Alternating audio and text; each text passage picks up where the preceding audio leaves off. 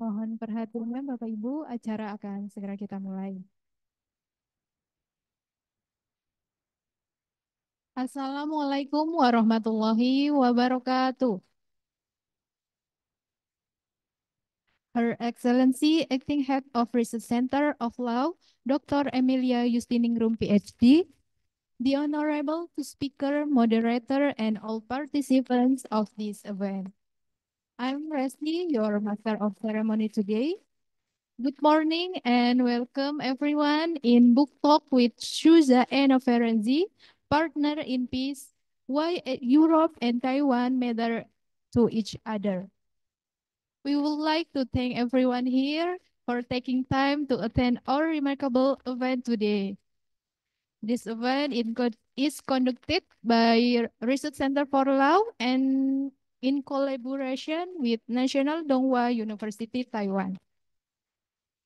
To provide an overview of activities, allow me to read the agendas today. First, opening ceremony. Second, discussion and presentation. Third, closing ceremony. Ladies and gentlemen, now we'll start this ceremony with singing national anthem Indonesia Raya. Please rise up.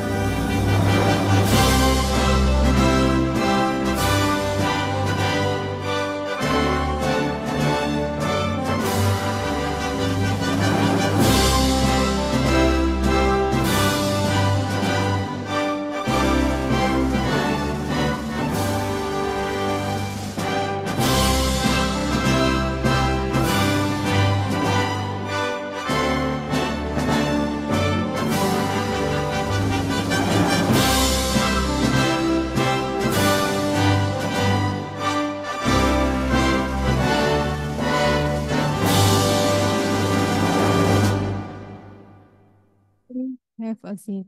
Thank you. Now the time for us to listen the opening remark from Acting Head of Research Center for Law. Please welcome Dr. Emilia Justiningrum, PhD. We invite you to come to the stage.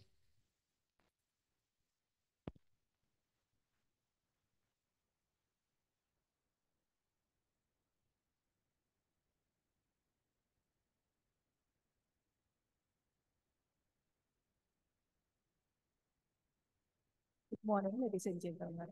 Thank you for coming today for a book talk with Susana Ferenzi with the topic on partner in peace, why Europe and Taiwan matter to each other.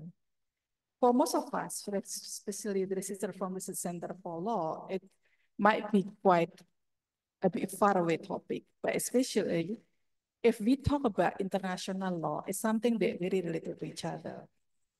When we talk about the Europe and Taiwan, there are two things that we need to consider.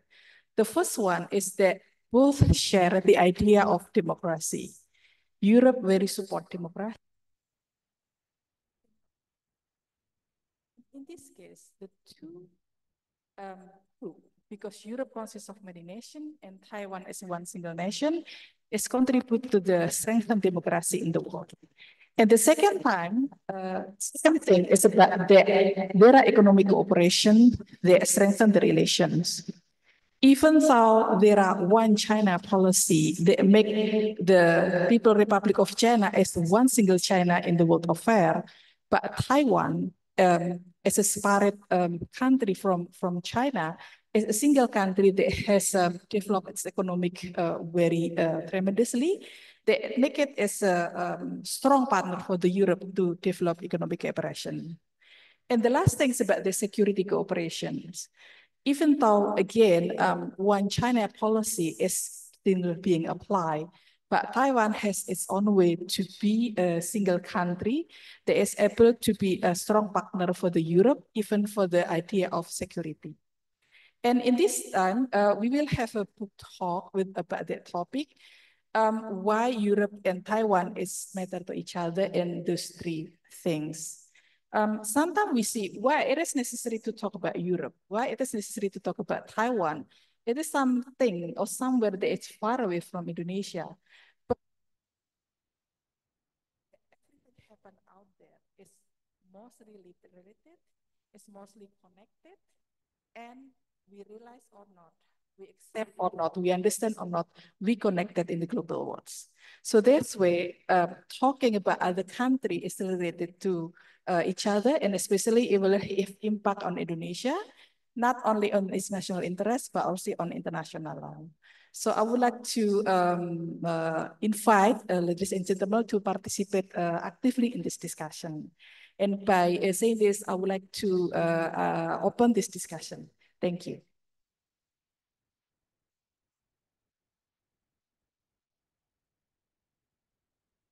Thank you, Dr. Amelia.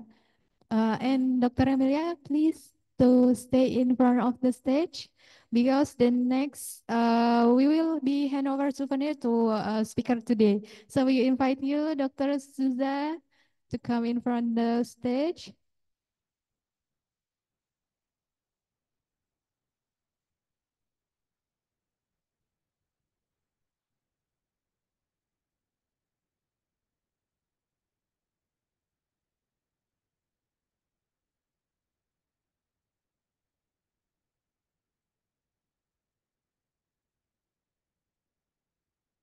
The souvenir.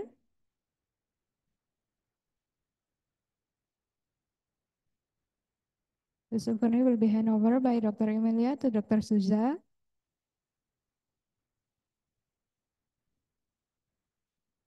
Once more.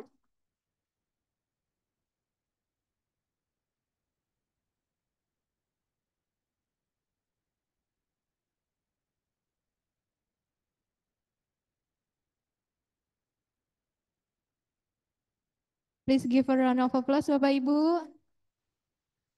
Oke. Selanjutnya, excuse me, Dr. Suzanne, Dr. Emilia. Next, we'll group photo. Yes.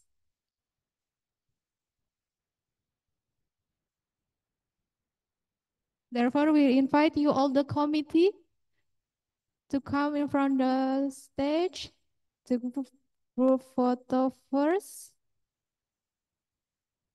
And all participants.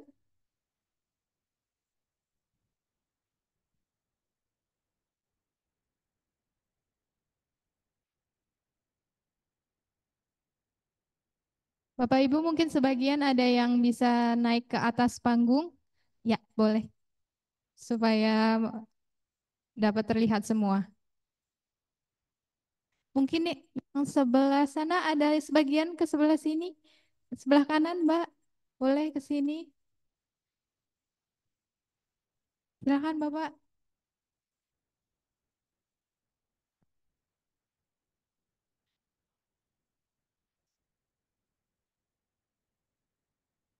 Oke, Bapak Ibu. Oke.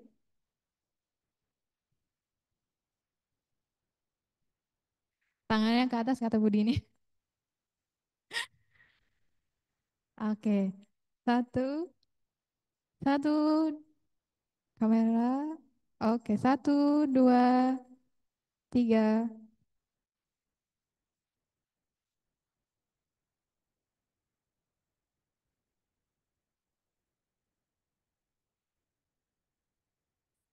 Tangan di dada, Bapak Ibu.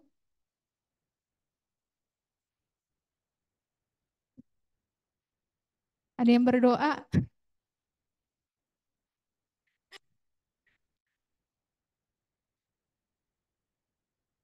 untuk Brin. Terima kasih Bapak Ibu.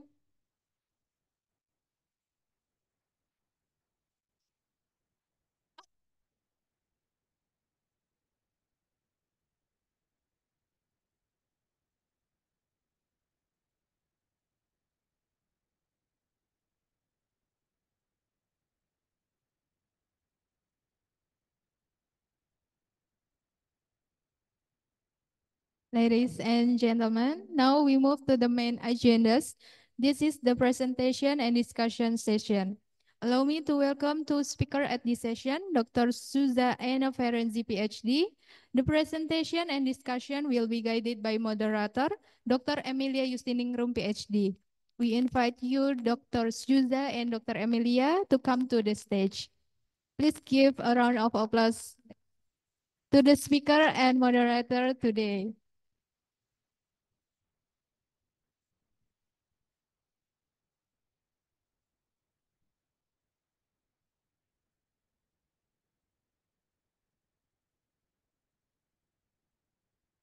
Dr. Amelia, time is yours.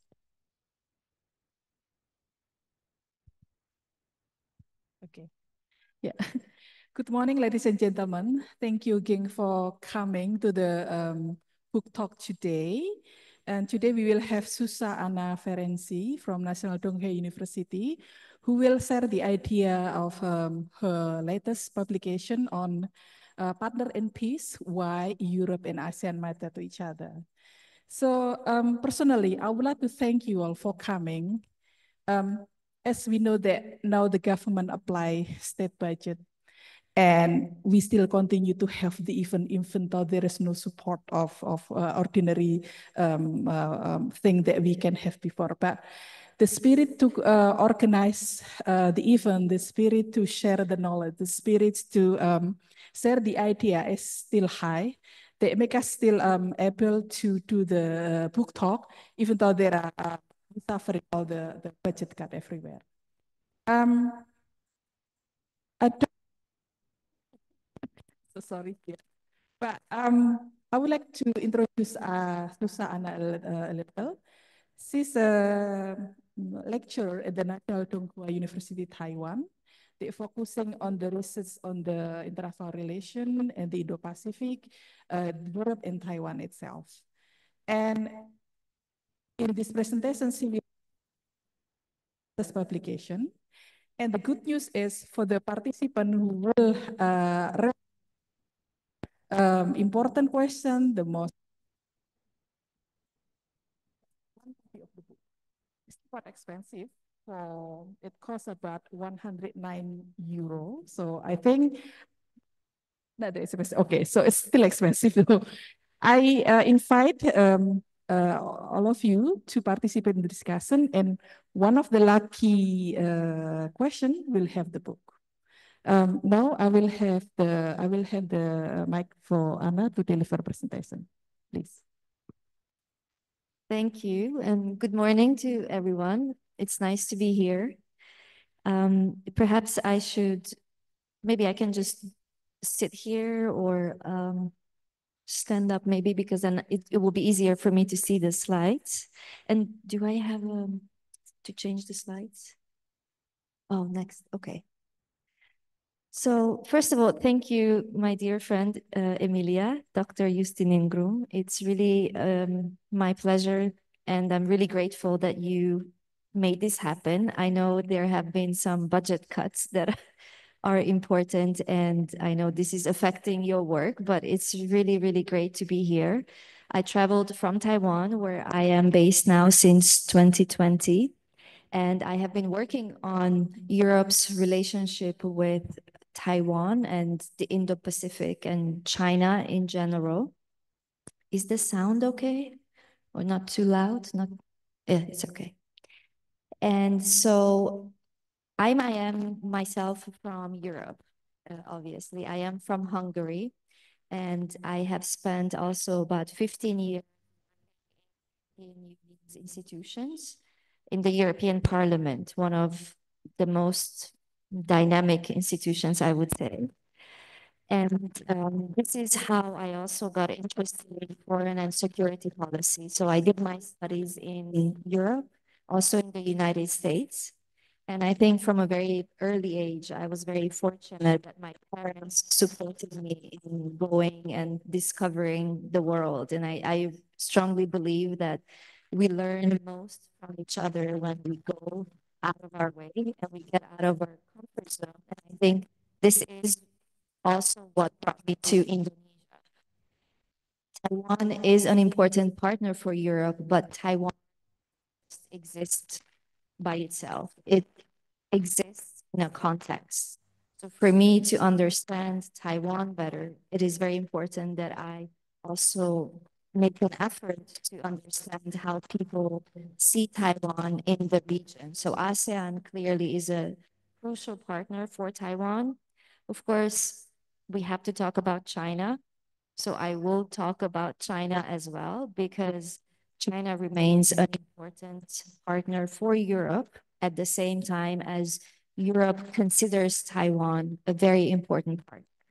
So I think a lot of what I will say will be shaped by my own personal cultural background, the way I was raised, and also the way I see things. And I understand that we might not agree on everything, but I think that's where we learn from each other, that we can explore how our differences can coexist.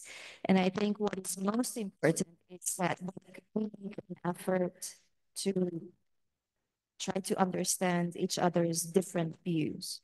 And the most important thing, therefore, is to have dialogue. And therefore, again, I'm very, very grateful for this opportunity. And I will be happy to take your questions after my presentation. I'm sorry, I could only bring one copy of the book.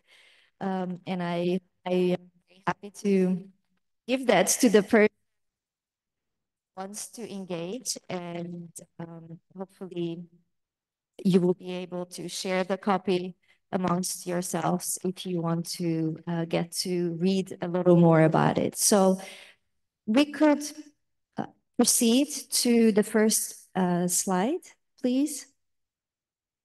Next slide. Yes.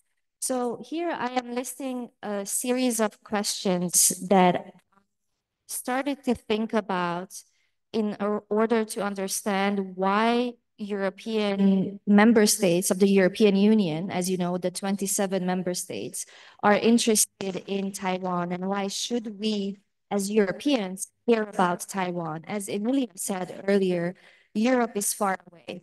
And so for us, when we sit in Europe, Taiwan is far away, Indonesia is far away, but we are very connected. And if something happens in Europe as a conflict, what we see in Russia and Ukraine situation is affecting global developments. And the same way, if something serious were to happen in the Asia Pacific region in terms of security, global supply chains, we will be affected in Europe. So we have to be more aware of this connection. So that's why I'm asking the question, why should we Europeans care about Taiwan? And the same goes for the next questions. Why do we care about a complex cross-strait relationship, meaning the very complex relationship between the PRC and the ROC, as you know, officially between China and Taiwan? These questions are not new for Europeans, But I think we live in a very different world today than 5, 10 years ago. And these questions are a lot more relevant today. So the next question is, if we care about Taiwan and we care about China and our relationship with these two partners, if something happens in the region, we want to avoid anything, any disruption. So can Europe contribute to maintaining peace and security in the Indo-Pacific? But do we have the will to do that? I think that's one of the most important things. Often, as you know, political will comes driven by interests, and then comes the question of values. Can we balance interest and values? So essentially, in 2025, I would say if I look back at the past 4 or 5 years, this book is the outcome of my research conducted in the past 5 years. And in those past 5 years, there's a few very important global developments. The most recent is Russia's invasion of Ukraine, which is happening in Europe. So you can understand that for Europe, it's home. Perhaps seen from Indonesia is further away because of the geographical distance. Then we also had the pandemic, which affected every single country, and one played their own role in that. So I would argue that looking at Taiwan from Europe's perspective, only through the list of those questions suggests that we look at Taiwan as an object, whereas I would say that this is no longer a correct way of looking at it. I think Taiwan is a partner for Europe. And when I understand a situation where both sides have something to say in this relationship. So that's why the title is that Taiwan and Europe matter to each other. Of course, it is a question I'm arguing and I'm supporting with my own research and my own arguments.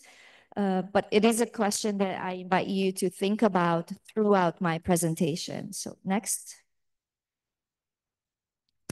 So my main argument in light of the past developments, the recent developments, is that the EU started seeing Taiwan on its own merit, not through the China lens.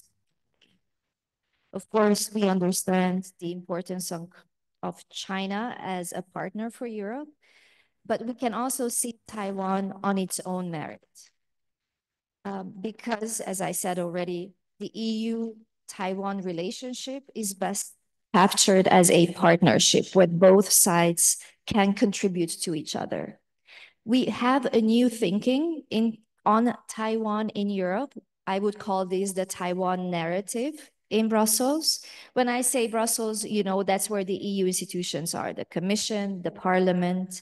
So I myself worked in the European Parliament for 12 years as a political advisor. So I had more of a policy background before I went into the academia where I am right now in Taiwan. So I think that this new understanding of Taiwan's importance means that we are more aware of Taiwan in Europe. We're more clear in the language that we use, and I will explain how. And we are also more able to push back against manipulations of the language, and that manipulation often comes from the PRC as perceived in Europe. There is a positive momentum. That's the main argument of the book, that we can actually write a book about Europe and Taiwan as such. It's not always through China. And nonetheless, the political will matters. Next slide, please.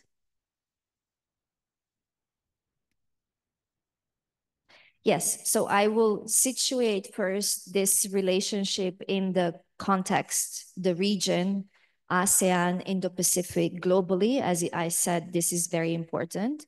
There is a China factor that's unavoidable, but I believe that since the invasion of Ukraine, there is also a Russia factor for us in Europe. Perceptions matter, how we see China, how China sees us, also how Taiwan sees itself And I think this has changed a lot in the light of the pandemic because Taiwan played such a significant role globally with mask diplomacy. Parliamentary diplomacy matters as well. The European Parliament has been a key partner, a player in this, and resilience. I think this is something that in Indonesia, resilience is a concept that goes top down, bottom up. So we can relate to that in any national context. Next slide, please. So as you know, Taiwan is the 16th largest economy. The Taiwan Strait is a key shipping route. So 88% of the world's largest ships pass through the strait. It's a corridor of international waters and airspace, which means that all states around the world and their ships can enjoy freedom of navigation and overflight in that strait, which means that Taiwan Strait is international waters. It does not belong to the PRC. That's why ships can go through. And this is where we have a tension, I guess. And this is where there is tension between China and the United States and other countries. And I think in this context, the most important thing I would highlight as a European is that the EU as a whole and individual member states, the 27, we do not take a position on Taiwan's international status. So this debate and my thinking does not seek to find an answer to the question of what is the relationship between China and Taiwan. This is not for Europeans to decide on, and I believe it's not also for any other country. This is something to be decided peacefully between China and Taiwan. But when it comes to the Indo-Pacific, I think we all, including Indonesia, has a say in that because we all enjoy trade going through the region. Therefore, it is important for us. Next slide. Now, this is just a quick reminder of where, of course, Taiwan lies and why the first island chain is important, because for China, it is a barrier to exit and entry into the China seas. So this is just to visualize the importance of Taiwan geostrategically. Next slide, please. Could you perhaps move up the picture?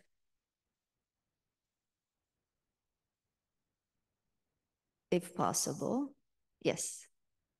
I mean, you can, yeah. The previous slide, please. So this is the median line.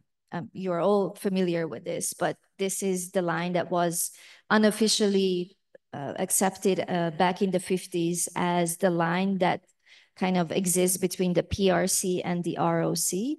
And you also know that Taiwan has an air defense identification zone since the 50s, which is an international airspace that countries can arbitrarily monitor. And what we see is that this median line, and as well as Taiwan's ADIZ, is being violated by the PRC. So this is causing tension in the Pacific region. And because countries can freely navigate the Taiwan Strait, you have freedom of navigation operations in the Taiwan Strait. So that's the FONOPS. Next slide, please. So it's not only the United States, but European countries and other countries have had FONOPS in the Taiwan Strait. So a German warship transited through the Taiwan Strait in 2024, last year. This was the first in more than 20 years. And this happened 1 month after the TSMC, which you're all familiar with, the Taiwan Semiconductor Company, that had a groundbreaking ceremony in Dresden, in Germany. So I will get to that in the next slide. But first, before I do that, this is just to highlight that European countries that have the capacity are willing to transit through this strait in order to reinforce the claim that this strait is for countries to use because it's of such importance. And the German defense minister also said that international waters are international waters, period. Should be respected. But you also have Dutch, Italian, UK, US, Canadian ships transiting because this is our commitment to a free and open Indo-Pacific. So next slide, please. This is because I mentioned the German warship, and that is more of perhaps a military dimension.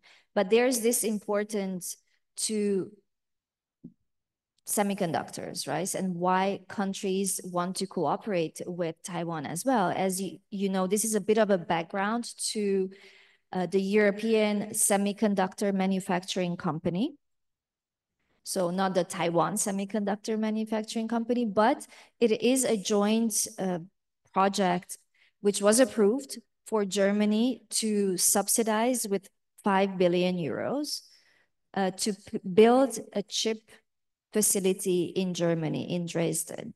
And this is 70% owned by TSMC, Taiwan's semiconductor company, and 30 EU partners. This is very important because when you say Taiwan in Europe, people immediately think about semiconductors, perhaps in Indonesia as well. We all know that Taiwan produces 90% of the chips that we use, or 60%, 90% of the most advanced chips. Therefore, we want partnerships with Taiwan. And this is a good example to say how complex this partnership is. There is a question of security, economic security, and this is how we are partnering with Taiwan in technology. Next slide. Of course, we have seen, going back to the security dimension, that there have been PRC violations of the median line, and the capacity of China to put pressure on the region has been strengthened. This raises concerns in Europe, in ASEAN countries for sure. And this is what we're seeing as a normalization of PRC presence closer to Taiwan as an assertion of sovereignty. Next slide, please. So this is a bit of a personal dimension to the presentation. You see the island of Taiwan on the left corner. And the province that is highlighted in red is where I am based. That's where my university is. That is Hualien. And the picture on the right is actually the coastline. So that's where I sometimes take my bike and go for a bicycle ride. So you see, it's very beautiful. You see the Pacific Ocean and the mountain, very massive mountains that are around, that go down south on the coastline. So next slide. The same coastline is home to this Air Force base where you actually have tunnels. So you can see the Air Force base because it's actually built into that massive mountain range where you see the Taiwanese Air Force keep their equipment, F-16s and fighter jets. And it's just a very interesting, I think, contrast in the beauty, the natural beauty that we see that Taiwan has, and this need to strengthen its military capacity to protect itself from any potential crisis and attack from China. And this is, I think it's maybe you have heard about this Air Force base, but in Europe, we don't talk much in detail. So this is something that I wanted to share because one day I was taking my bike and I wasn't aware how close I was to this airbase because that airbase is exactly where my bicycle was in the picture, that close. So I think next slide, please. Yeah, you see, this is where you can walk. And then you see on the right side, I was capturing the F-16s flying over my head. So I think this is the everyday normal life in Taiwan. I think people are used to living under a constant pressure that has been growing from China. They feel it in their everyday lives, but of course, it doesn't dominate their everyday lives because they have to raise their children and worry about economic issues and social issues, but it is part of the everyday reality. Next slide, please. So just to go back, and Emilia, you also mentioned the One China policy, and I think that's a very important boundary to keep in mind, because although my book argues that there is a new reality in our relationship with Taiwan, the boundaries have not changed. So when we deal with China, we still have a One China policy, which recognizes the PRC as the sole legal government of China. This is not very different from Jakarta's position, but we also have the right to cooperate with Taiwan. And this is a right that Beijing should not interfere with. This is the European position, because we're not violating the One China policy. We only recognize the PRC as the legal government. We don't take a position on Taiwan. Nonetheless, China has its One China principle, as you know, and that's very different from the policy, because the principle says that there is one China in the world and Taiwan is an inalienable part of China. The two are different things, the policy versus the principle. So we have to be very mindful that if China claims that Europe violates the One China principle, that is false information, because we never signed up to the principle. Next slide, please.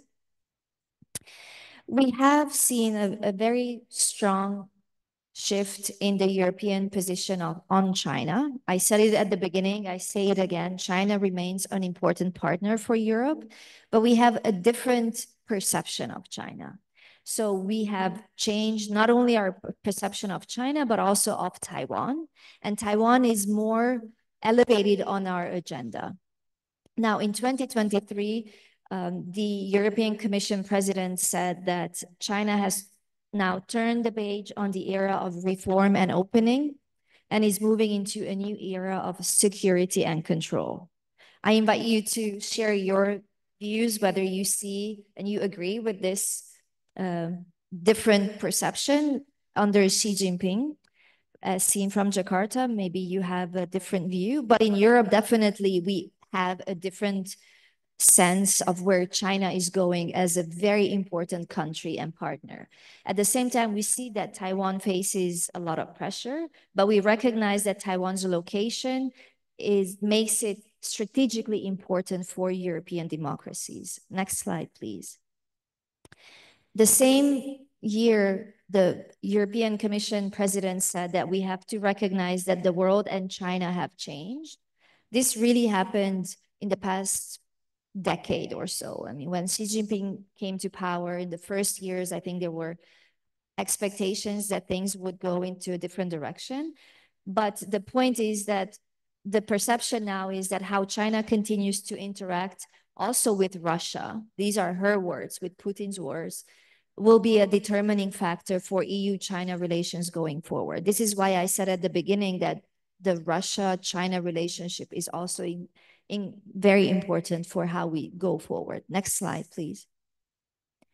We believe that there is a more assertive stance, and I already talked about this, but this is pushing us Europeans, although we are far, as Emilia said, that we have our own interests to protect in the region.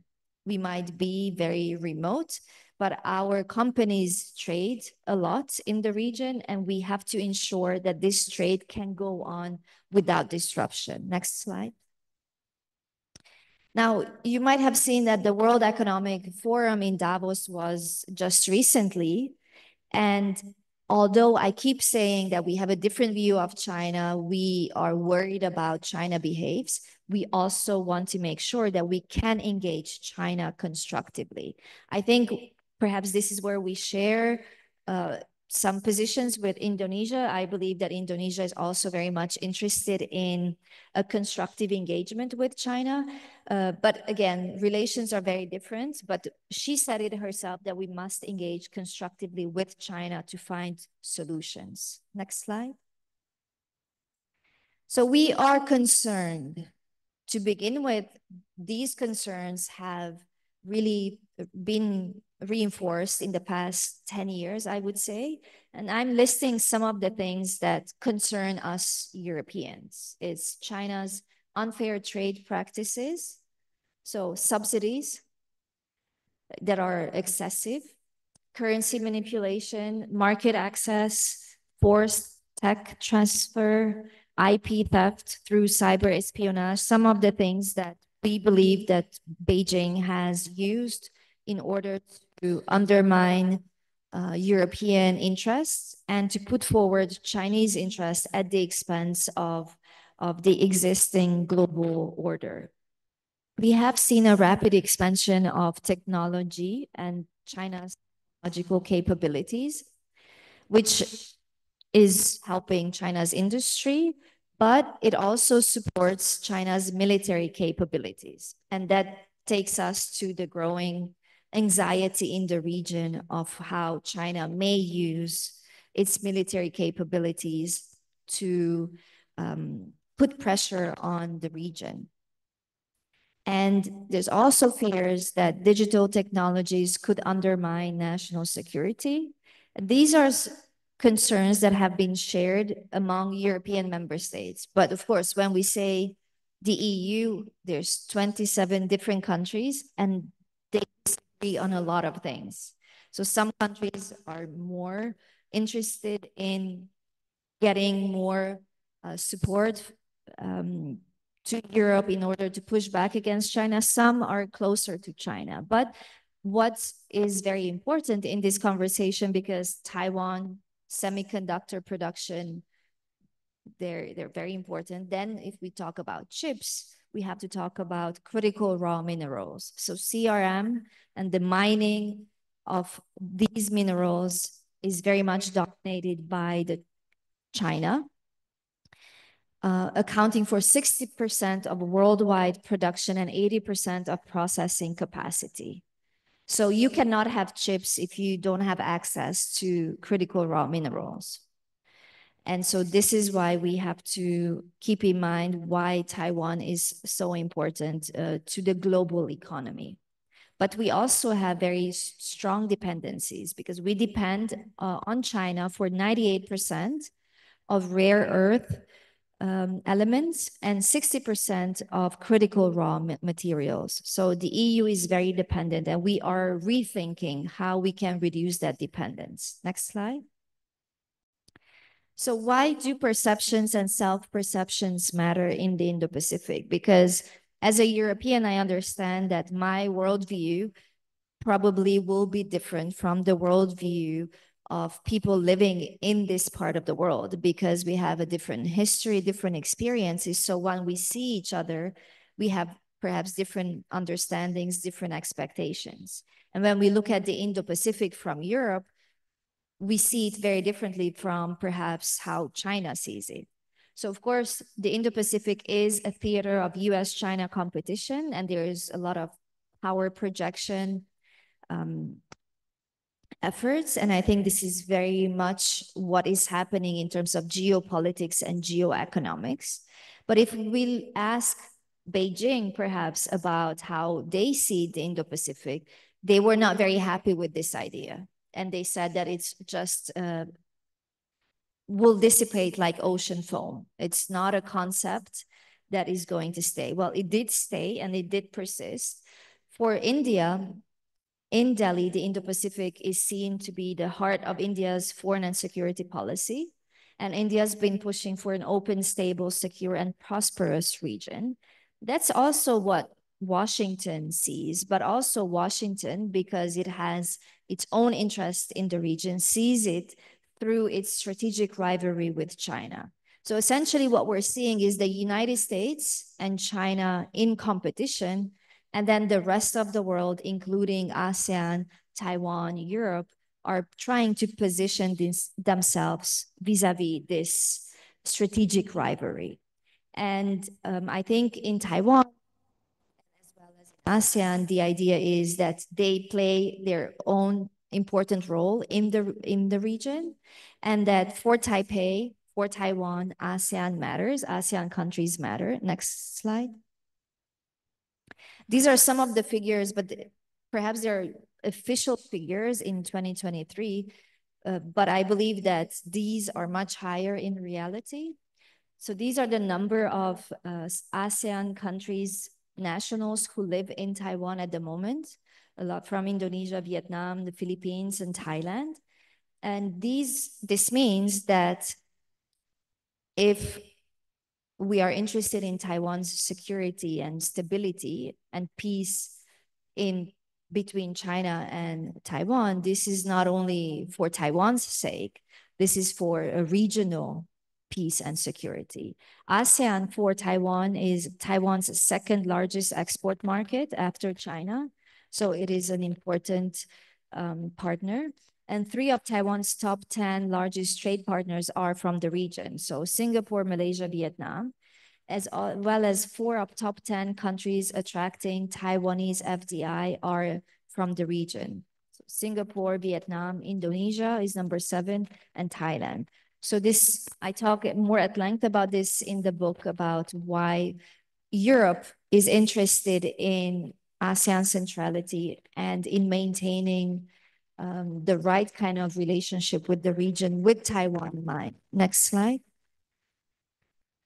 So I said already that Taiwan faces an existential threat from China. This is something that we've seen really grow in the past 10, 15 years. This has been through legal warfare. We've seen regular maritime law enforcement patrols by the Chinese Coast Guard around Jinmen Island that is closer to China. And the aim has been to erode Taiwan's control of the waters around the outlying islands and to assert China's right to enforce the law there. So a military invasion is often on top of the minds of Europeans, that when will China invade Taiwan? They often ask me when I'm back in Europe. And I always say that we cannot exclude that because we don't know how China will behave in the next 5-10 years, but there is already ongoing pressure on Taiwan. And so we need to talk about this legal warfare. And because we are in the law department here, I don't have to probably explain too much more. I'm not a law expert. You are in the room more of an expert in legal affairs, but this is something that we have been watching very closely. And also, the second point is how China is using legal tools to prosecute Taiwanese and non-Taiwanese for acts of secessionism. So there was a 2005 anti-secession law. The new interpretation of it reinforced, and we saw the first case of the Chinese courts sentencing a Taiwanese political activist for 9 years last year. So next slide, please. We see that there is a legal foundation for this legal warfare. So in 2021, the China Coast Guard law says that the Chinese Coast Guard can engage eviction of foreign military vessels. So the fear is that the Chinese Coast Guard is getting more and more powerful and is patrolling the waters that affects not only Taiwan, but international trade because it's an international trade route. So when we saw the big military drills last year in May, the Joint Sword 2024A, and next slide, please.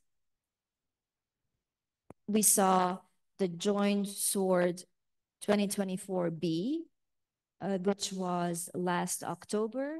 And in December, the Sea drill. These are big drills that went around Taiwan. These are opportunities for the Coast Guard, for China to test how Taiwan is responding, how the international community responds.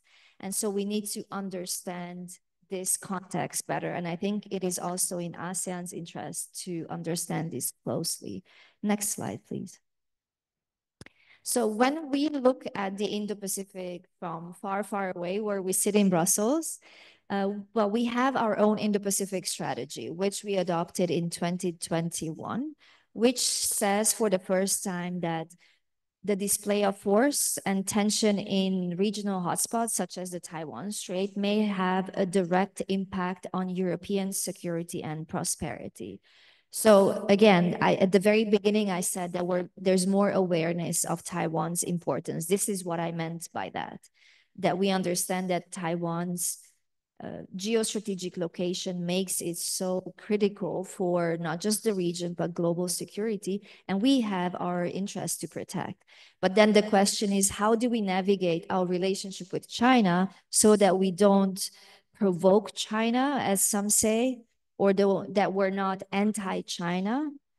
Some other people say, because many Europeans are very fearful that if we support Taiwan, it means that we are anti-China. And if you ask me, I don't think that's exactly accurate, because we have the right to cooperate with Taiwan without going against Chinese interest. Of course, it is a Chinese core interest to have Taiwan. So I recognize the challenge, but we just have to be very firm about the rights that we have and the limitations. Next slide.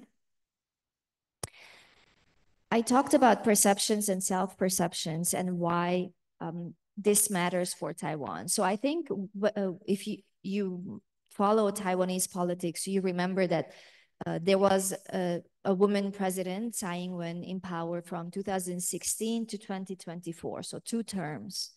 And under her presidency, Taiwan did quite well on the international stage. So Taiwan's image was improved, strengthened Europe-Taiwan relations. That's when really this picked up. And she said in 2021 that Taiwan is ready to be a global force for good, with a role on the international stage that is commensurate with its abilities. So Taiwan is a resilient economy, a resilient society, because they have been living under this pressure from the PRC. And this is how Taiwan has projected itself. This is why it's so important to talk about how they see themselves as the Taiwanese society. In her last New Year's address before she stepped down in 2024, she said, if someone were to ask me what my legacy for Taiwan is, I would say that I am leaving behind a Taiwan of the world. And I think that's a very nice way of putting it, how Taiwan is important for the world. And this should not be debated through the China lens, but as Taiwan's contribution to the global economy, in technology, also global health and all that. So this is the debate of how Taiwan is the world's Taiwan versus Beijing's narrative is that Taiwan is China's Taiwan, that it belongs to the PRC. Next slide. We had elections in Taiwan in 2024. In May, President Lai Ching-te, who won the election, started his first mandate as president of Taiwan. And he also said, in continuation of Tsai Ing-wen's approach to global affairs, that today Taiwan has once again shown the world our people's commitment to democracy, and that we are looking forward. We remain committed to upholding peace in the Taiwan Strait and being a force for good in the international community. So we see a continuation of that same idea that Taiwan is a democracy, as you pointed out, that Europe is a democracy that brings us closer, and we are like-minded partners. Next slide, please. Taiwan has also demonstrated that Taiwan can help. Taiwan is helping. I don't know, but I'm sure that Indonesia at the time of the pandemic also received masks from Taiwan. In Europe, we also received masks. And this was a successful mask diplomacy. When the vaccines were then made available, Taiwan had difficulty accessing the vaccines because Taiwan is not recognized and is not a member of the WHO, but through vaccine diplomacy, European countries really reciprocated the goodwill from the Taiwanese. And so we donated a lot of vaccines to Taiwan. So this is a contribution from Taiwan to global efforts by sharing its own experience. This is the Taiwan model. of resilience. So I think this is a very interesting aspect and important aspect going forward. Next slide. And I mentioned parliamentary diplomacy and the fact that I did work in the European Parliament, which, as you know, has legislators from every single EU member state. So we have about 750 members. They are all elected in their home country, and then they have a mandate of 5 years. And then they deal with legislation, foreign policy, security. China, Taiwan, we make resolutions, statements. For the first time, as things were shifting in our perception of Taiwan, the European Parliament adopted its first ever standalone report on Taiwan. And this was in which it says that we should intensify the political relations and we should pursue a comprehensive and enhanced partnership under the guidance of the One China policy. So again, just as a reminder, we're not moving away from our political engagement with China, but we are strengthening cooperation with Taiwan. These two coexist. There's no contradiction, there's no violation. Taiwan has 23 million people, and the security of the region is important for everyone. Therefore, this is very strongly, I think, now much strongly present in the European debate than it was before 2020. Of course, why do I say 2020? As I said earlier, we had the Russian invasion of Ukraine, the pandemic, and before that, we had Hong Kong.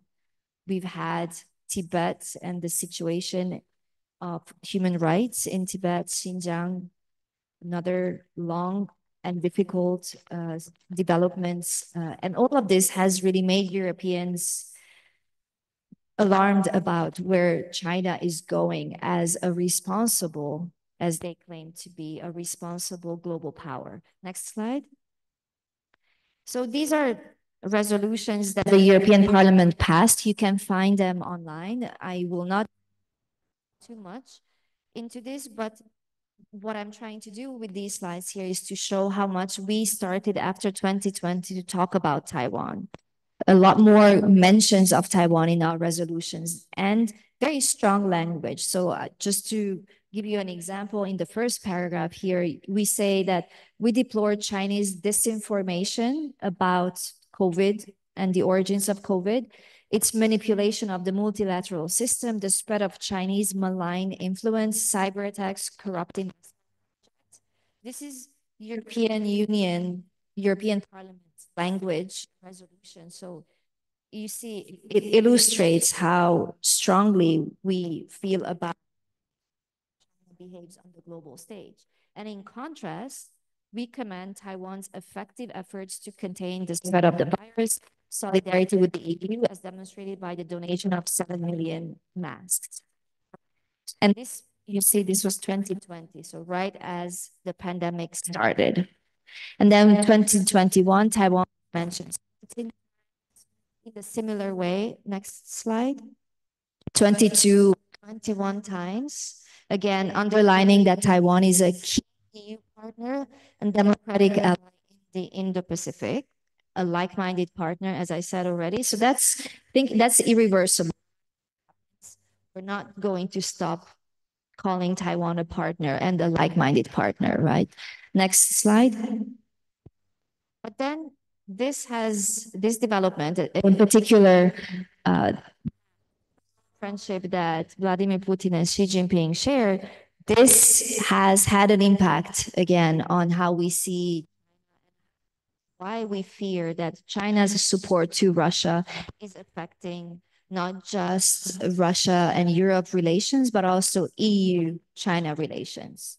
So the support that China has given to Russia in this invasion has also kind of brought the EU and Taiwan closer, because the Taiwanese society felt that, well, they could relate to the Ukrainians in proximity of an aggressive neighbor. Perhaps if Russia gets away with taking territory, and we will see how that will go, because with Trump back in the White House, we will see most likely some developments in putting an end to the invasion. That war ends is very important. I mean, you're again legal experts and international law is your area. But we know that there are legal precedents that can be set. And so that's why it's so important how that situation will be dealt with. But again, what happened in Ukraine made the Taiwanese say that, well, Ukraine's survival is Taiwan's survival. Ukraine's success is Taiwan's success, and our futures are closely linked. And I think this is, if you ask any Taiwanese, whether they follow the news closely or not, they tend to agree with that. Of course, Taiwan's society is diverse. They have their own minds, and not everyone supports the president. There's a strong opposition, but this is overall how it affected the relationship. Next slide, please. Yes. So this is, again, I take you back to Taipei, because when the invasion of Ukraine happened, um, a lot of the Ukrainians who live in Taiwan and also Europeans who went out to protest that invasion, we found ourselves in the company of Lithuanians. For example, you see the Lithuanian flag as well there. You see the Ukrainian flag, and you see me actually there. This was back in 2022, after February, where there was this understanding in Taiwan that Taiwan needs to pay attention to what Russia does in Ukraine and to what China does to help Russia in the invasion of Ukraine. Next slide. And why that is important to connect this to resilience is because Taiwanese society is a democratic society, bottom up. They move bottom up with civil society. There is space for them to express and to put pressure on government. And this is what makes it a resilient democratic society. Foreign information manipulation and interference has been significant from China, so they need to push back again that interference. And I said that the European Parliament has participated in strengthening Europe-Taiwan relations. Here you see the former president, Tsai Ing-wen, and you see a French politician who was elected in France, who sits in the European Parliament, and they went on a delegation to meet the Taiwan's president to talk about disinformation. I know in Indonesia, disinformation and misinformation is also a big problem in terms of a big challenge for society. So I think we can learn from each other to see how we push back, because there are malign actors who want to take advantage of open societies. So resilience is important. Democratic resilience, but also economic resilience. Next slide. And why is economic resilience important? Well, again, I already talked about chips, but we all depend on chips. So every single, tech phone we use relies and most likely has a Taiwanese chip in it. And if there's a disruption in surrounding the Taiwan Strait, well, we will be all in trouble. So we try to kind of diversify and de-risk. But of course, I earlier talked about that ESMC company in Germany, remember? The idea there is not that now we have a big European semiconductor company and they will then be able to produce what TSMC produces in Taiwan. That's not the idea, because no single company can go it alone and no single country can own an entire semiconductor supply chain. It is very complex. Often the things that are assembled into the final chip, they cross borders hundreds of times, and it relies on technology, on research, and what TSMC managed in Taiwan cannot just be replicated in another country. So we need to work together to build resilient supply chains so that if there's a disruption, the resilience helps push back. So we therefore rely not on just chips, but critical raw minerals. Next slide. And here you see, this is from 2020, but I don't think the picture has changed much since. This tells you how much China supplies to the EU for critical raw minerals. So we get most of our critical raw minerals from China, also from other countries. But this is an over-reliance. So the idea here is that we need to reduce this reliance. We need to secure critical raw minerals. And now everyone, I mean, we're in Indonesia, you have your own critical resources, rich in lithium and others. European countries are not so well resourced in that sense. That's why we get it from other places. But essentially what we're discussing is how can we build trustable relationships and how can the exploitation of natural resources happen with less damage to the environment and how this can go forward. So next slide. Now, I think this is my last slide, so I will wrap up here. But the book that you will be able to purchase or to borrow will tell you that Europe and Taiwan definitely in 2025, I would say with confidence, consider each other like-minded partners. We have a lot of differences. We function differently, but this recognition of common values has brought the two sides together, closer together. And I think we can both learn from each other. Now, we have stories to tell and we can also follow lessons to learn. Taiwan has to learn to better navigate Europe's multi-layered governance. Europe is complicated, I know. It's 27 countries, then 27 different legal systems, civil societies, opposition, government, all of that is complicated. So for Taiwan, as small as it is compared to the EU, it's difficult to navigate that. But Taiwan needs to diversify its partnerships, I think, and to consolidate its internationalization. So that means that Taiwan is part of international conversations, and Taiwan needs to be creative to go around that limitation that it faces from not being part in international organizations, basic important organizations like the WHO.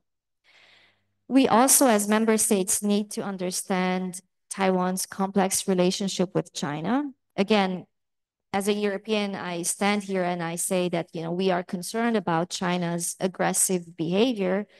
Not every single Taiwanese will agree with me, because some Taiwanese will say, well, Taiwan also is responsible for how for how China-Taiwan relations will go forward.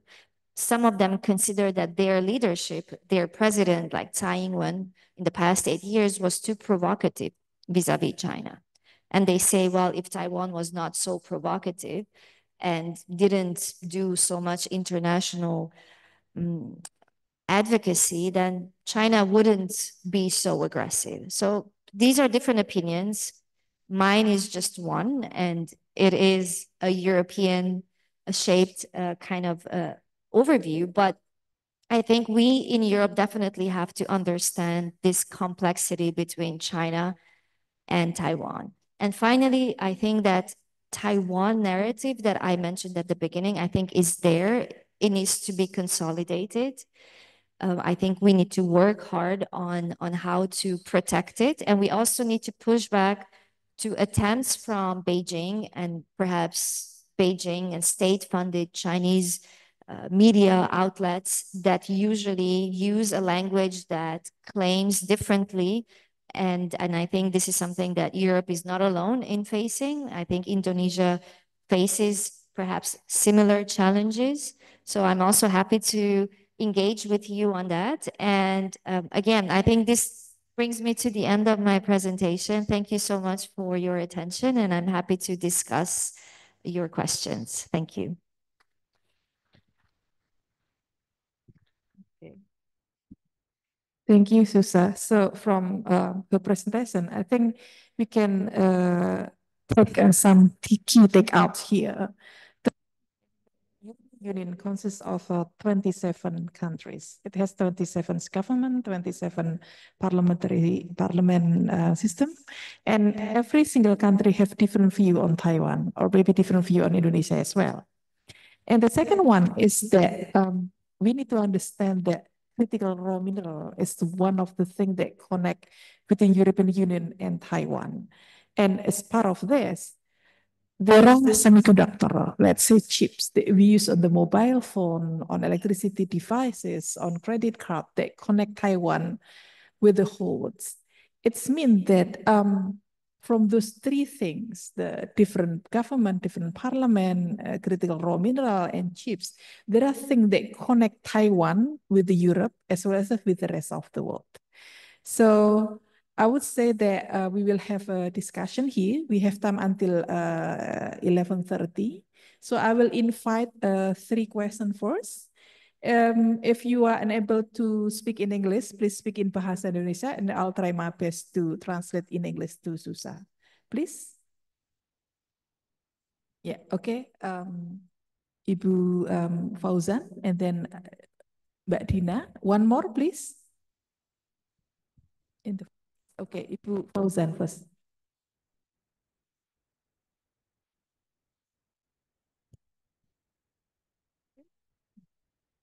Thank you very much, Ibu. Or Susa. Or how shall I address you?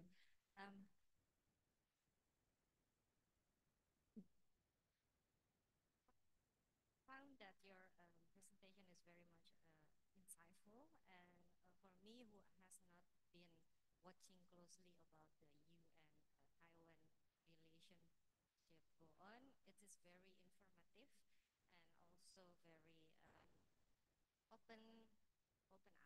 So and but what I learned from your presentation is about the dynamics between One China policy and One China principles, and also that you mentioned about the legacy of the previous or the former president of Taiwan on the issue of she she brings Taiwan's of the world. Means, yeah, it's from my point of view, it sounds like he leave the Taiwan's future into our, I mean, international problems, like something like that, and um, and this is really makes me it make me realize, specifically when you tell us the story about the Taiwan Strait, because in my understanding, a strait um, is always belong to one country's maritime territories, and it is depends on that country to to iterate that whether it is an international roads or not. Uh, so in that sense, I saw that okay, uh, it is makes sense then why Taiwan insists to call the Taiwan Strait as an international road, because then it will belongs to international um, um, what is it, international protections in terms of the situation between Taiwan and China. But my question is actually following up this dynamic that you already mentioned and probably will be in the book that you wrote. That my question is, how is the current situation? Because book is about 5 years story from today's dynamics. Yeah. So is there any new development on the situation with this current presidency in Taiwan? Is there any deviation from the former president strategy, or is it still the same, but maybe there is more dynamic from the China's or PRC policy. Okay, thank you. You will collect two questions altogether or answer one by one? Can answer. Thank you very much for your question. And I'm glad to hear that you found the presentation insightful and hopefully did bring some new information. And also, I think what matters here is not so much maybe new information, but maybe the fact that it's good that we hear each other's different perspectives, right? Because things I think are often seen very differently in Brussels. So that's why I'm very grateful that you also share your views. So I think you mentioned the one China policy versus principle. That is a very important dynamic. And I know it can be, at least in Europe, it often is still quite confusing. What is the policy? What is the principle? And often Beijing uses both policy and principle. So people get confused. Even presidents of different European countries will also say that we have a one China principle, which is wrong. We have the policy. That's why it's so important to be very specific about language, because I think where the this narrative is effective is that they're very centralized, top-down, strategic, narrative shaping agenda that really brings new concepts to the international on development, on the community of shared values. And these are also concepts that are present in the joint statement your president and the Chinese president signed recently, which actually does say that Indonesia adheres to the One China principle, which means that Indonesia takes a position on Taiwan's status, meaning that Indonesia believes that Taiwan is part of China. This is the interpretation of the joint statement. I know that this made a lot of debate, has led to a lot of debate. I also wrote actually an op-ed in the Jakarta Post. I will share that with, if after you want to read it, I will send it to you, in which I discussed the fact that if countries are not careful about the language, you know, there will be consequences. And I think what Beijing is working on to say, well, look, Indonesia signed up to the One China principle, and countries in Africa have done it. Other countries in ASEAN have done it. Therefore, the international community believes that Taiwan is part of China. And this will be a slow, gradual process of building up that I think is a false narrative, because it's not for Indonesia if Taiwan is part of China. Do you agree? I suppose you agree, right? Because Indonesia or Europe or the United States have that authority. Who can decide? Well, I think Beijing and Taipei, meaning the two sides of the cross, I mean of the strait, sorry.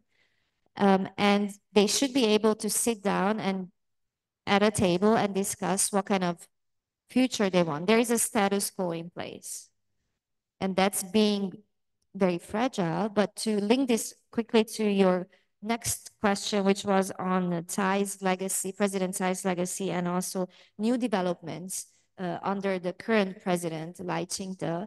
And I would say that not much has changed. I would say that the tension is just as high. The authorities in Beijing refuse dialogue and cross-strait dialogue since 2016 when Tsai Ing-wen was elected president. Since then, there is no cross-strait dialogue politically. Trade continues because for China, Taiwan's semiconductors are important. And for Taiwanese companies, their investment in China is important. At one point, they had about 55% of Taiwan's all FDI going to China. So it's quite an ironic situation, right? That you see so strong, their economic cooperation, but politically, it's a disaster. So I think under Lai Ching-te, who the Chinese side hates more than they hated Tsai Ing-wen, things don't look good. And I'm being very honest in this room because I think it's not just my opinion. I think this is pretty much clear in the Taiwanese civil society and the political circles that China considers Lai Ching-te a separatist and does not want to engage in dialogue. But Lai Ching-te said that they want dialogue and they want to discuss things peacefully. If this will happen, I mean, I'm not very optimistic, but I can say that China is not interested in seeing conflict in the Indo-Pacific because that would put at risk China's entire development and successful development so far and its future plans to become the dominant power in the Indo-Pacific. So if China decides to take Taiwan by force, even if China has the absolute supremacy over Taiwan, there is Japan, there is the United States, there is the Philippines in proximity, and there is no guarantee in war for victory. Again, no matter how good you are. I mean, I don't want to compare this with other current situations ongoing, but you know that even if you think that you can win over a much smaller, perhaps weaker adversary, it doesn't necessarily have to be that way. So I think the risk is too much. Therefore, the Chinese side is interested in the legal warfare, which is hybrid warfare that is not open military force, but using civilian Coast Guard. I mean, the Chinese Coast Guard, which for Japan, for the Philippines, is a civilian. I suppose for Indonesia as well, it's a civilian entity. In China, it's not a civilian entity.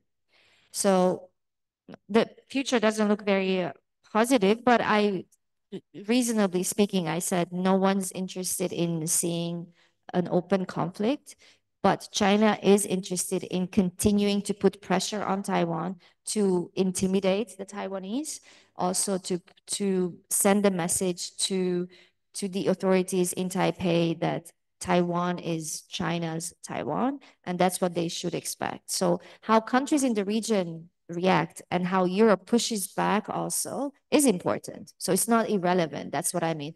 Not Europe's pushback. It's not Europe's pushback that will stop China. But remember, for China, Europe is a very important trade partner. China does not want to lose Europe in that sense. So thank you for your question. I hope this explanation answer your question. Okay. Next question, please, Ibu Dina.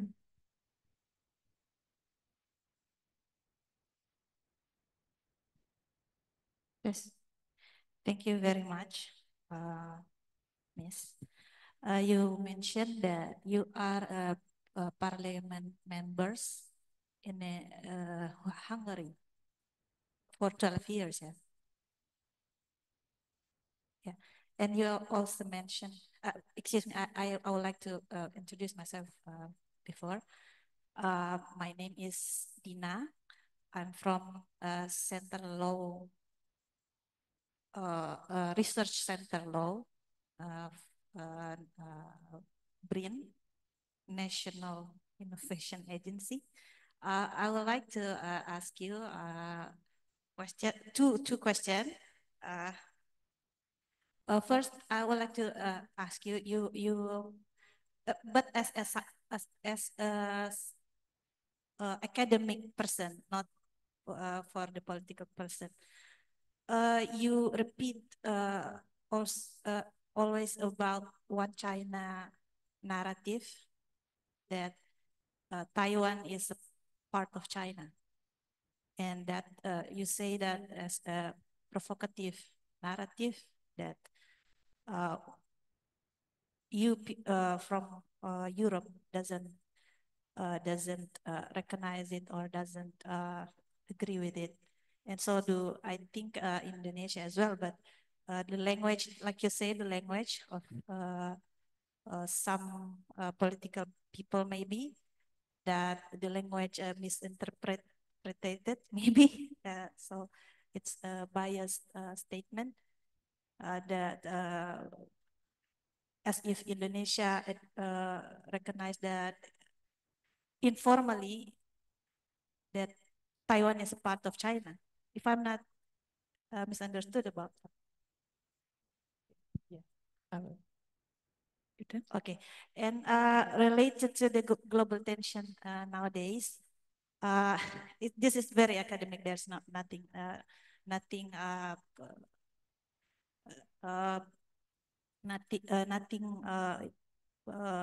I mean. I want to ask about the narrative of Israel that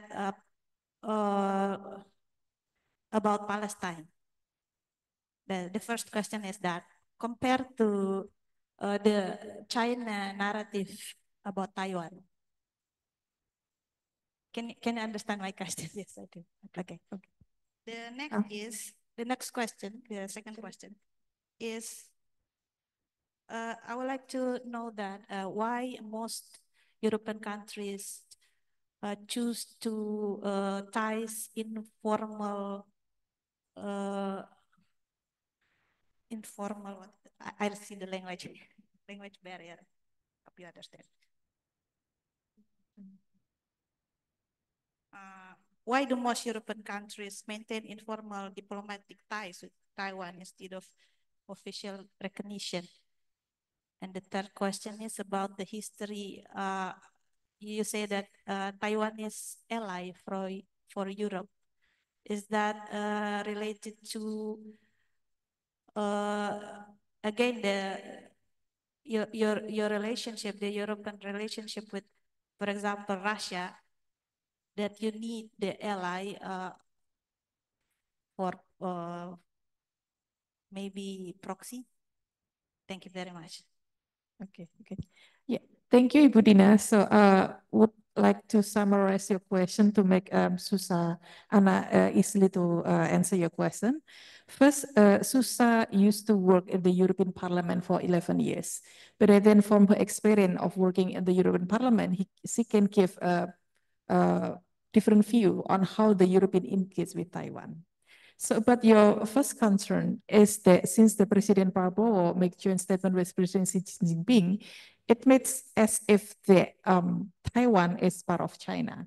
And Ibu Dina's question is, how do you view the situation that since Prabowo signed up agreement with Xi Jinping, it's if Taiwan is part of China? And the second question is that how do you, as a European, see the Israel engagement with Palestine? Is there has relations or correlation between China engagement with Taiwan? The typical of repressive engagement on the type of the imbalance relation between the two. And I think the third question is that okay, the history, the European countries, there are 27 countries where they choose informal relation with Taiwan. Maybe you can explore more on the question. Thank you very much. So perhaps I start with your question concerning the implications of the joint statement and President Prabowo was signing up to China's One China principle, through which it recognizes that Taiwan is part of China. This, as I said, was highly criticized also outside of Indonesia, but inside Indonesia. And I think a lot of questions remain unanswered as to why did this happen and what does this mean for Indonesia's future relationship with China. I mean, I have the same questions, so I'm not able to really answer. It's more questions that I have concerning the claims that the government, the president has made that Indonesia follows an active an independent foreign policy, which should mean that in its relationship with China, Indonesia is also able to project itself as a strong partner. My concern is that if Indonesia under this president follows more China's lead, then perhaps it hurts Indonesia's independence. We know that China and Indonesia trade and economic ties are important. We also know that China is not the only economic player in the country. There's Japan, there's the United States, European Union countries are more difficult I think, face more difficulties in doing business perhaps in Indonesia. But I think it would be wise for any president of a country as important as Indonesia to be very clear in its relationships with big partners such as China, that they follow an active and proactive foreign policy that doesn't go against Indonesia's interest. And what I would say about Indonesia or any country that signs up to China's agenda is that it comes with consequences for that country's foreign policy, perhaps in the long run, not immediately. As I said, this doesn't have an immediate impact on Indonesia's relationship with China. But in the long run, if more and more countries sign up to such a narrative, it will give more ammunition to the Chinese side to say, well, everyone accepts that Taiwan is part of China, so Taiwan is part of China, period. So again, is my opinion. I don't know how the Indonesian people feel about President Prabowo signing up to the One China principle. Perhaps you can share your thoughts on that. I'm an outsider, so I'm not in the position to perhaps judge, but it's my opinion. EU member states' relationship with Taiwan, it is again a bilateral relationship. So Hungary, Slovakia, France, Germany, they have bilateral relations and trade with Taiwan. And there is this unwritten but agreed upon idea in Europe that we all follow a one China policy, which means that we maintain diplomatic relations bilaterally with the PRC, and we don't recognize Taiwan. So this is just like the rest of the international community. We do not take a position. Why is this? Because member states have their own sovereign foreign policy. So the EU does not take away member states' defense or foreign policy.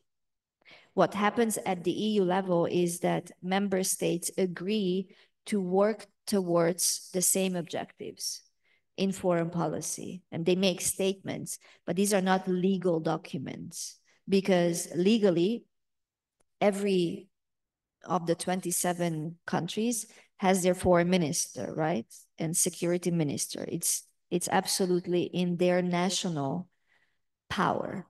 So that what they do with Taiwan is also up to them. So if one country decided to go a different way, they have the right, because they are sovereign countries, just like Indonesia. But they belong to the European Union, which is in many regards legally binding in, say, agriculture policy, in a lot of areas, but not in foreign policy. So it's just how it's being done. And I think I don't foresee any change in that regard. Concerning Israel and China, and I think, again, member states are divided on what the situation is in Israel with Palestine. And I think there's a condemnation of, obviously, the atrocities. And I think I'm not really in the position to compare the Chinese approach to, I guess, Taiwan and compare it to what is happening between Israel and Hamas. I think there is an understanding that no violence is justified. And I think, again, with Trump's return to the White House, we will see some sort of development that takes into account perhaps the well-being of people. But then we've seen Trump's recent approach to Gaza as a real estate opportunity. So again, European member states have their own positions on that. Some countries are more Israel friendly than others. In a lot of member states, you've seen a lot of demonstrations against what is happening in Gaza. So it's a diversity of views. There is no single one view I think I can share with you on that. Thank you. I hope Anna's explanation can answer your question. Okay, we still have time until 11:30, so I'll still invite you to ask question. And remember, the best question will have the books. Okay, Pandu, please.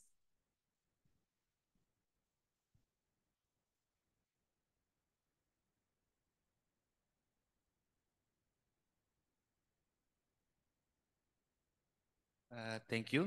My name is Pandu from Research Center for Politics. Thank you, Mbak Emil and Anna, for your powerful presentations and very insightful for us to discuss today.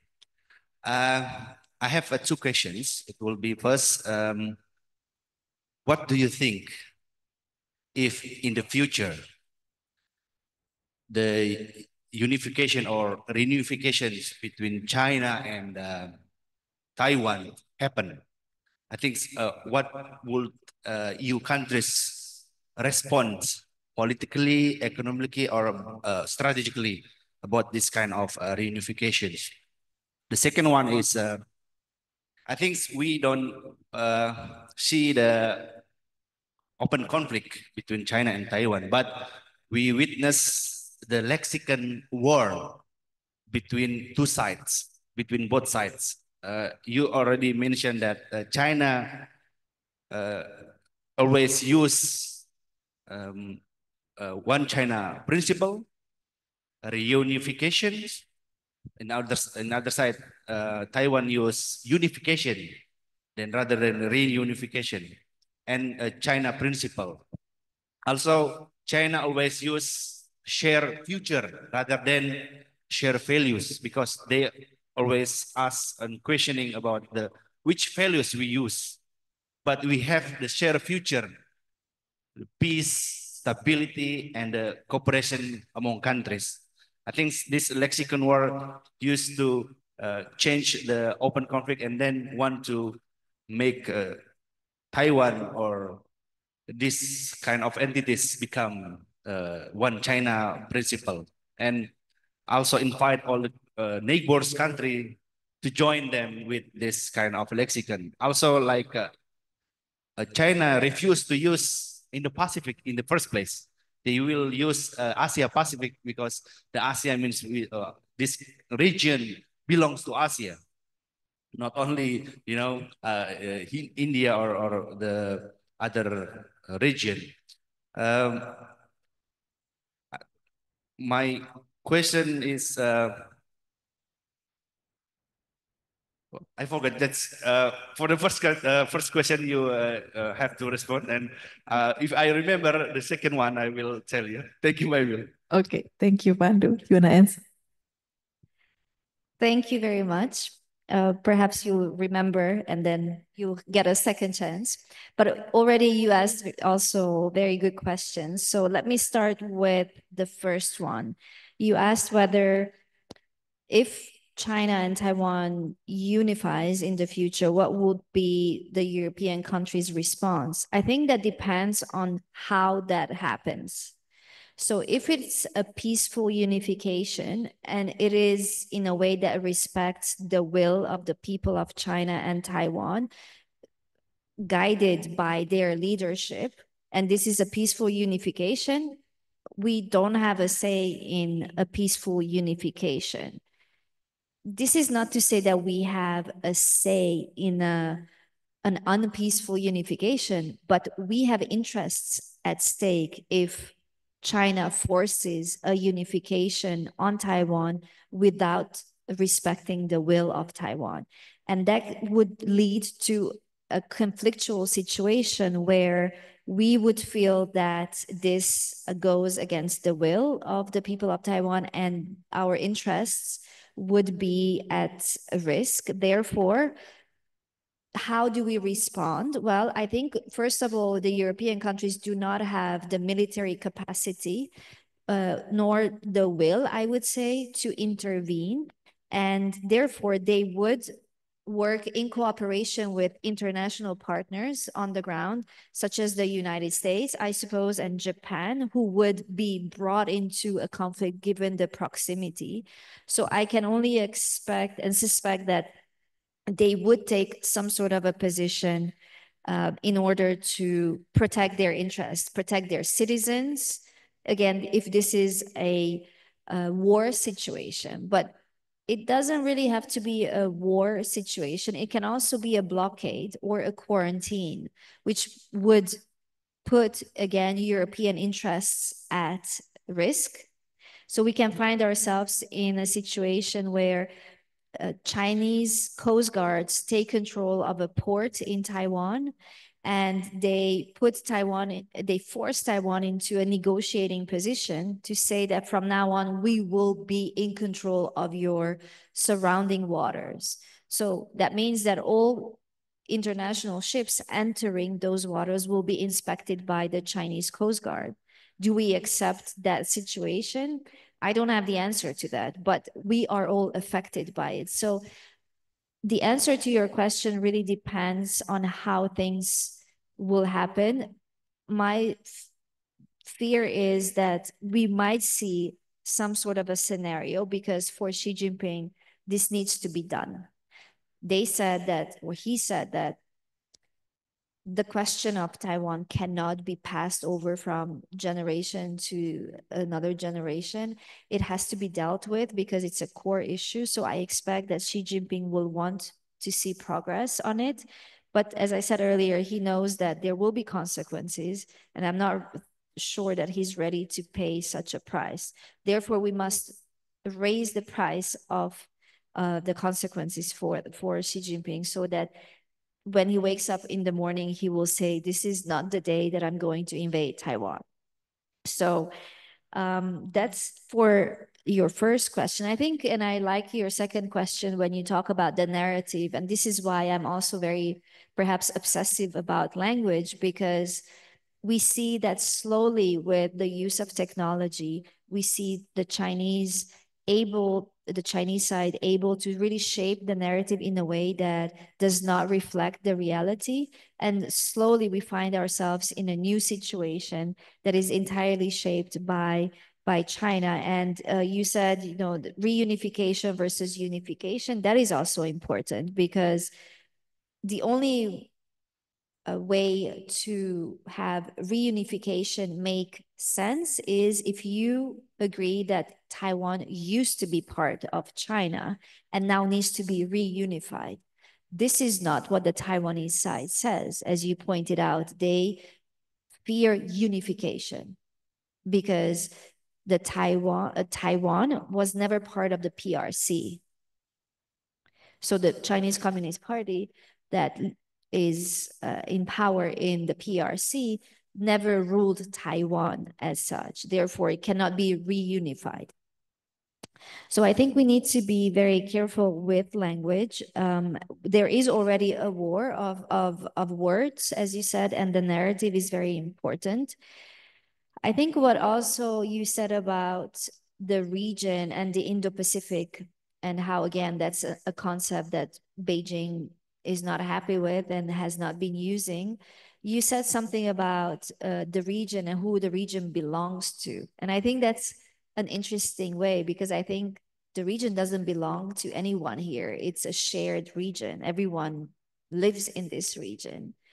But perhaps in your view, did you suggest that perhaps ASEAN, it belongs to ASEAN? Is that something you suggested? Or ASEAN centrality means also that it's a shared region, I suppose. That's perhaps I wasn't very clear in how, so I let you explain. And if you want to, again, ask another question, you're welcome to.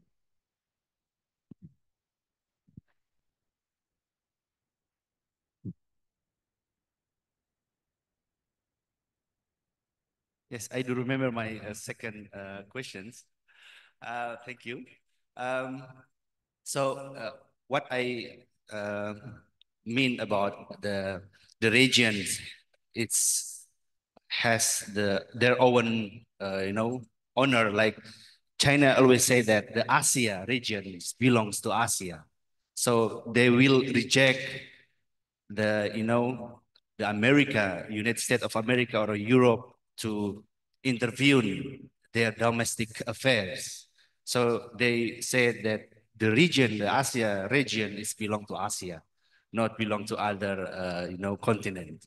So my second question is, so when China has ties and close relation among their neighbors, like ASEAN countries or Taiwan or in Africa, but in the same times, United States of America under Trump administrations would like to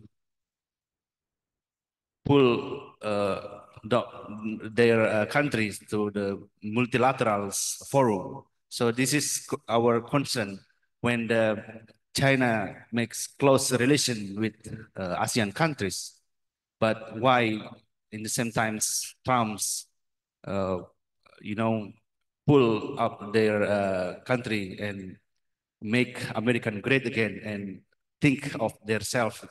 So when the neighbor countries become more closer to the China, I think they will follow their words or lexicon.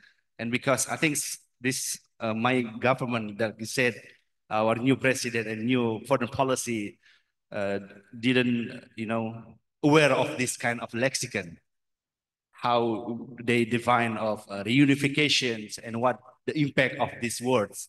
I think we have to aware and watch out of this kind of language. So my question is how to make the America not, isolate themselves in from the ASEAN's region, because when United States of America isolate themselves from the region, I think China will take over this kind of region. Thank you.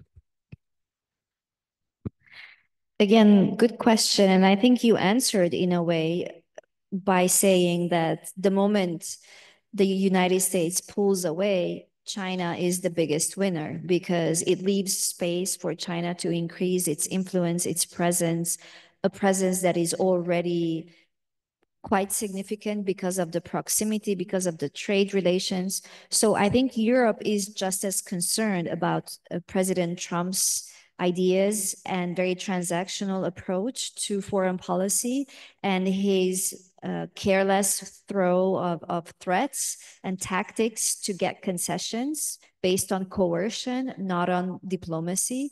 This is not the European way of doing business, and we condemn it.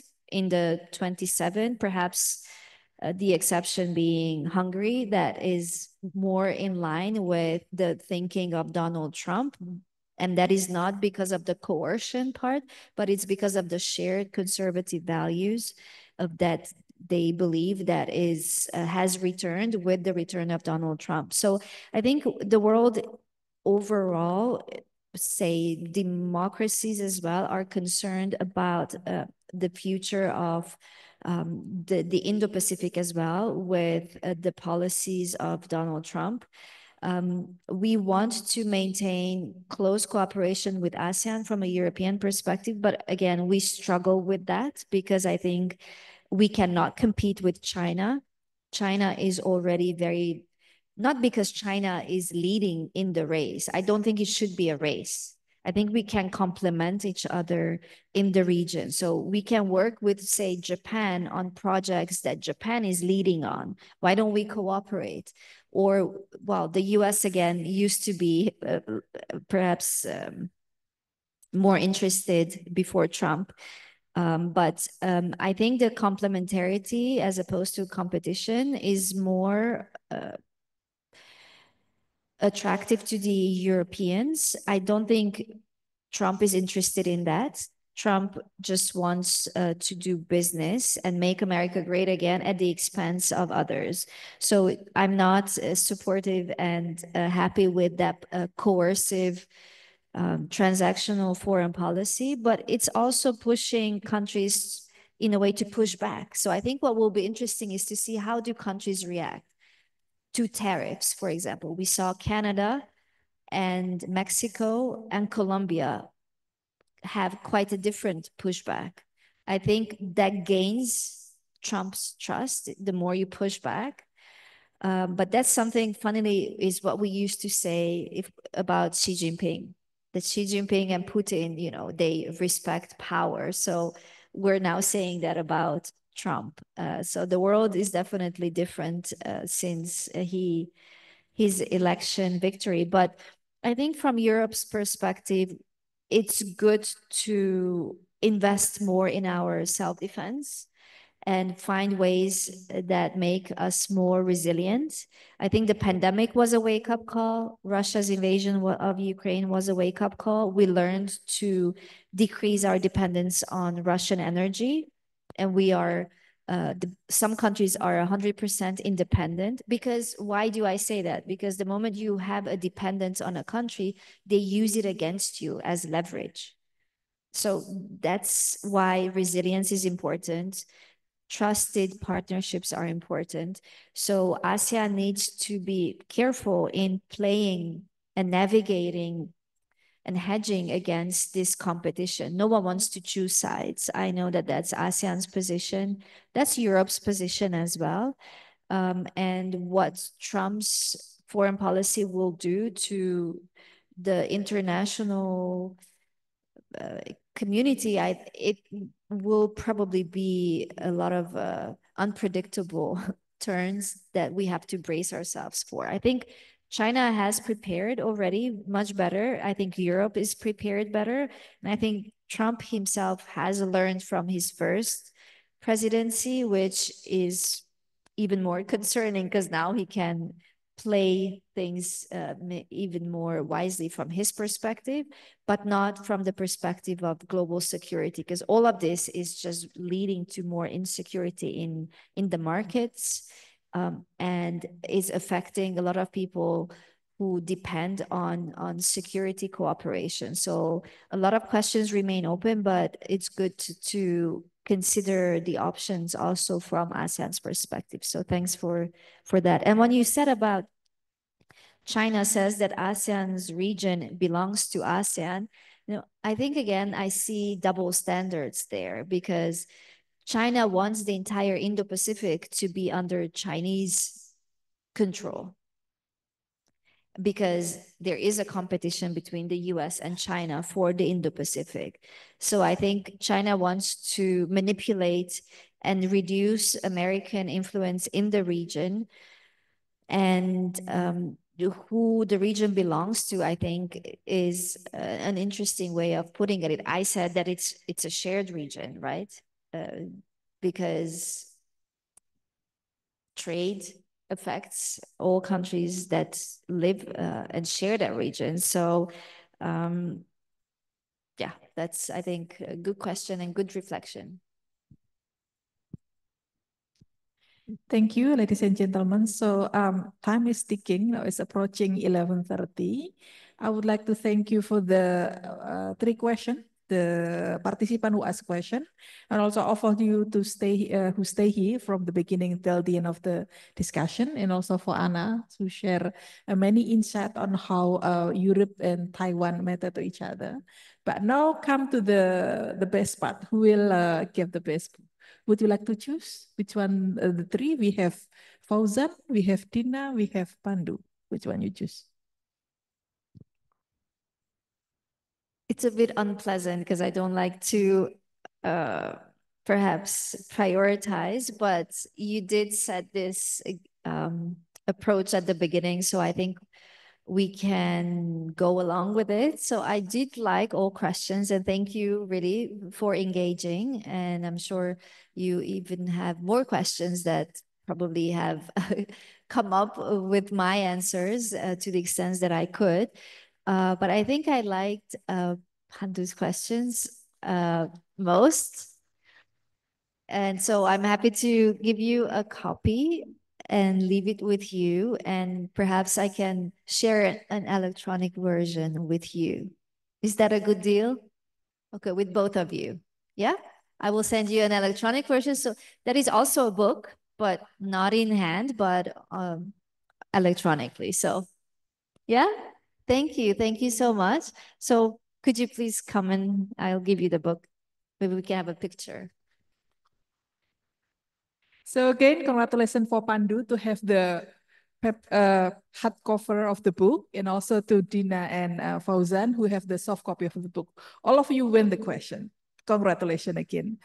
Thank you very much. So, ladies and gentlemen, I would say that by the end of the discussion, this is the end of the discussion, and I would like again thank you for all of you for coming, participate, and engaging with the fruitful discussion. Thank you. Wassalamualaikum warahmatullahi wabarakatuh. Now I invite Pandu to take a picture, and also Fauzan and Dina as well, please.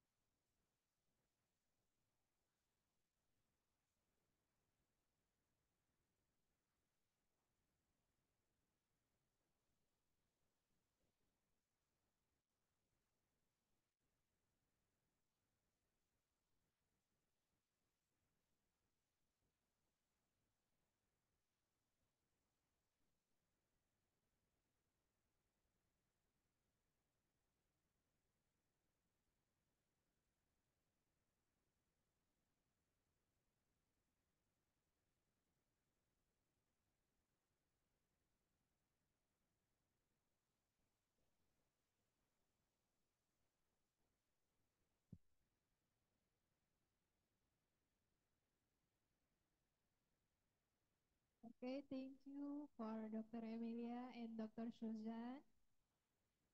Please give please give a round of applause again, Bapak Ibu, to our speaker and moderator.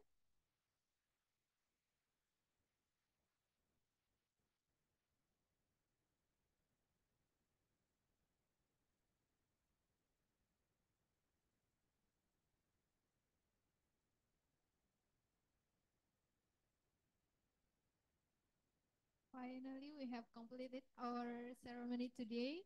Thank you to everyone, including the speaker, Dr. Suzanne, moderator, and all the participants who attended today.